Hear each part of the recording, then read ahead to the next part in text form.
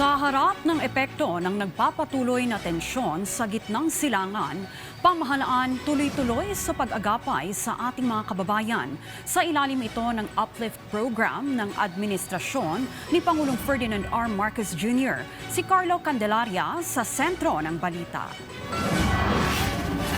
Patuloy ang pag-arangkada ng pamamahagi ng ayuda ng Department of Social Welfare and Development sa iba't ibang bahagi ng bansa sa ilalim ng Uplift o Unified Package for Livelihood, Industry, Food and Transport. Layo nitong matulungan ang ating mga kababayang lubhang apektado ng pagtaas ng presyo ng mga bilihin at langis dahil pa rin sa nagpapatuloy na tensyon sa Middle East. Nasa 7.5 million na kabahayan sa buong bansa o katumbas ng humigit kumulang 37.5 milyong Pilipino ang target na matulungan nito. Hahatiin sila sa tatlong grupo. 3.5 million ang mga walang gutom at 4-piece beneficiaries.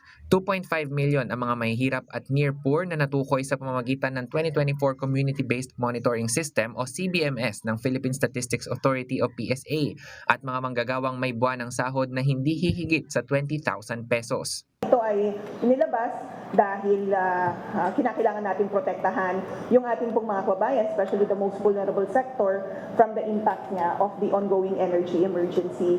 At dahil dyan sa Uplift, nabuo yung mga iba't ibang mga programa at serbisyo, hindi lamang po na nung ipinapatupad ng DSWD, but ng iba pang mga government agencies. Tiniyak din ng DSWD na hindi magagamit sa pamumulitika ang pamamahagi ng ayuda. Sabi ni Asek Dumlao, social workers ang magsisilbing primary line sa distribution kaya't maiiwasan ang mga politikong eepal.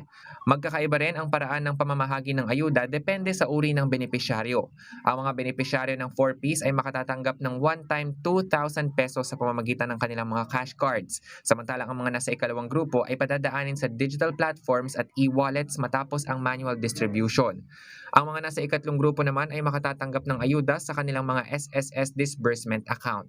Titiyakin ng pamahalaan na maipagkaloob ang tulong na ito na mabilis, maayos at mas maginhawa para sa mga Pilipino sa pamamagitan ng digital na pamamaraan. Hinikayat din ng kagawaran ang mga benepisyaryo na i-download ang eGov app para mapabilis ang proseso ng verification.